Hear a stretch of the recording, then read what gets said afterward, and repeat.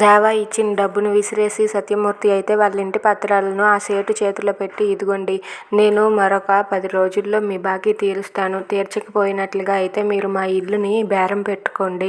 అంతేగాని ఈ వెధవ తీసుకువచ్చిన డబ్బు మాత్రం మాకు అస్సలు అవసరం లేదు అని చెప్పి అంటాడు. అది విని మిథున అయితే చాలా బాధపడుతూ ఉంటుంది. దయచేసి మీరు ఇక్కడి నుండి వెళ్ళండి. మీరు మేము మీ బాకీ తీర్చకపోతే మీరు ఈ ఇంటిని అమ్మకం పెట్టండి అని చెప్పి అంటూ ఉంటాడు. అది విని అక్కడ ఉన్న దేవ వాళ్ళ అన్నయ్య అయితే, ఏంటి నాన్న ఇలా చేసావు? ఈ ఇంటిని నమ్ముకొని మేము ముగ్గురం ఉన్నాం కదా అని చెప్పి అంటాడు. అది విని దేవ వాళ్ళ నాన్న ఇలా అంటూ ఉంటాడు, ఈ ఇల్లు నా కష్టార్జితాన్ని నా భార్య కోసం నేను పెట్టగలను. నా భార్య కోసం నేను ఏదైనా చేస్తాను. మీరెవ్వరూ మాట్లాడడానికి వీల్లేదు. నా భార్య కోసం నేను నా కష్టార్జితాన్ని అమ్ముకుంటానో ఏం చేసుకుంటానో అది నా ఇష్టం అని చెప్పి అంటాడు. దాంతో అక్కడ ఉన్న వాళ్ళందరూ కూడా షాక్ అయ్యి అలా ఉండిపోతారు.